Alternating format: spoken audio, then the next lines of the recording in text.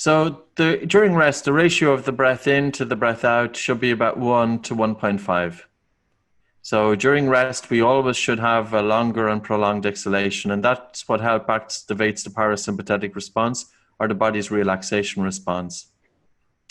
Number 2, you could be breathing in for, say, 2 to 3 seconds, breathing out for 3 to 4 seconds, with a natural pause of, say, 3 seconds. But I wouldn't time the breath per se, because many people will make a mistake in that they will time their breathing, but they're not taking into consideration the volume of air that they are breathing.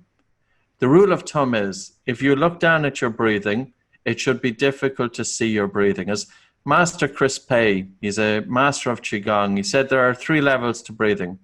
He said the first level is that the person next to you does not hear you breathe. The second level is that you do not hear your breathing.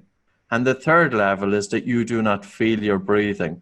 Now you have to note that he's not telling people to take full breaths. He's not telling them to breathe hard, because obviously he understands that light breathing is beneficial.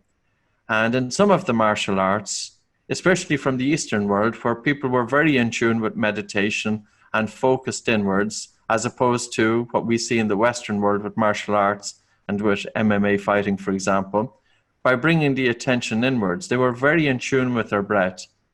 And during competition, points would be deducted if the judges seen them gassing out. So how you breathe during rest will determine how you breathe during physical exercise. And many individuals, if they have dysfunctional breathing, and dysfunctional breathing will be typically breathing is a little bit faster using the upper chest, breathing is a little bit more noticeable, if it's through the mouth, if it's irregular breathing, and also if their bolt score or breath hold time is less than 25 seconds. So how you breathe during rest determines how you breathe during physical exercise. So to give you some practice, I think it's worth experimenting with the breath. For example, any of your listeners, can we help decongest your nose? Did you know that you can open up your nose by simply holding your breath? Now you can also relieve constipation. So there's a few other things that we can be doing through the breath that people can apply and see, does it work? That's so good. So if I'm trying to breathe deep with my diaphragm and use my diaphragm to breathe, yes, but simultaneously not breathe in too much or over breathe or have feel myself really breathing, even if it's like a big diaphragmatic breath. How do I hold those two at the same time?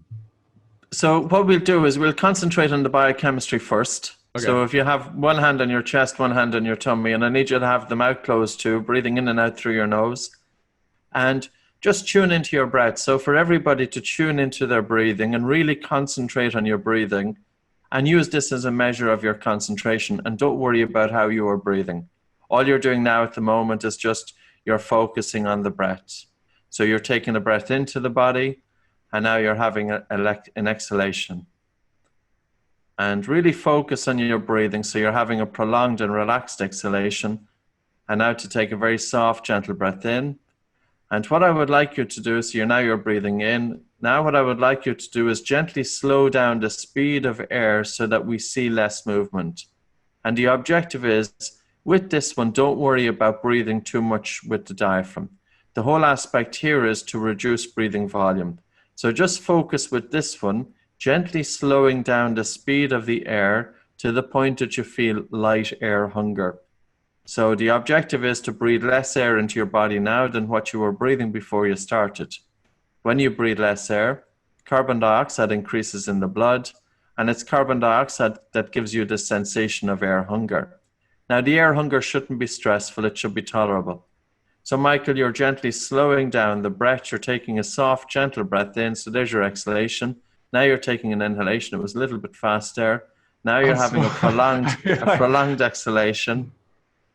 Don't worry about trying to do it perfect, because the thing about breathing is it's like telling somebody to try and relax, so we just have to allow it to happen. So the main thing here is don't care what happens. So you're just tuning into your breathing and you're just gently softening it and slowing it down. Now, you're doing it correctly in terms of a biochemical point of view if you feel a slight air hunger. So can you reduce and slow down your breathing to the point of air hunger?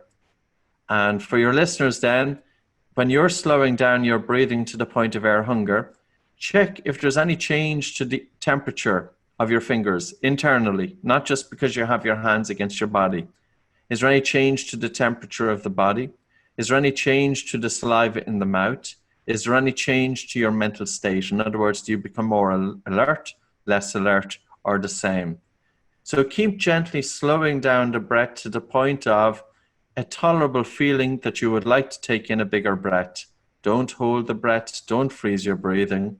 The way to do it is just simply focus on the airflow coming into the nose and focus on the airflow as it leaves your nose, and gently soften and slow down your breathing. Do you feel air hunger there, by the way? Yeah, Would you like to take in a bigger breath? I'm like, whoo.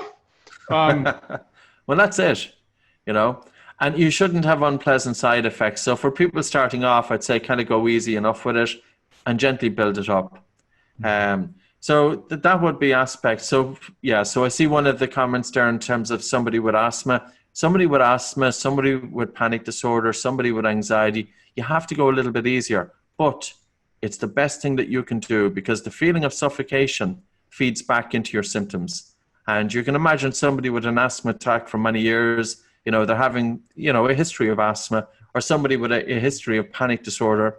They can have a very strong sensitivity to the gas carbon dioxide.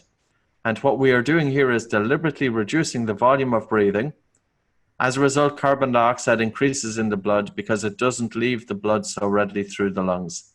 And as carbon dioxide increases in the blood, you feel air hunger. So it's not because our oxygen levels are dropping, but it's because there's an accumulation of carbon dioxide. So that's a biochemical point of view. Now, if you go for a run with your mouth closed, you feel increased air hunger. But that's very helpful, because that is going to get the body to make adaptations. And we can even talk about the study in that, very understudied. But now the science is beginning to catch up, which is good, because it's kind of saying what we've been saying anyway. And we knew it was happening, and people would be looking for, where's the evidence? Where's the evidence? Well, nobody bothered to study it because probably it was too boring and no money to be made from it, and you can't patent it, and it's not commercially driven. So as a result, nobody was bothered. But now the science is starting to come up. Breathing is getting that bit hotter. Hi, this is Michael, the head coach at Optimize, and I hope that you enjoyed that wisdom from one of our brilliant luminary guest faculty members. For more on Optimize Coach, head to www.optimize.me/coach. It is time. Let's master ourselves, serve heroically, and empower others to do the same. Closing the gap between who are capable of being and who are actually being, more and more consistently expressing the best versions of ourselves. That is how we change the world, one person at a time, together, starting with you and with us today. And that, of course, is what Optimize Coach is all about. Head to this site for more information, and to join us, Class 3 starts soon.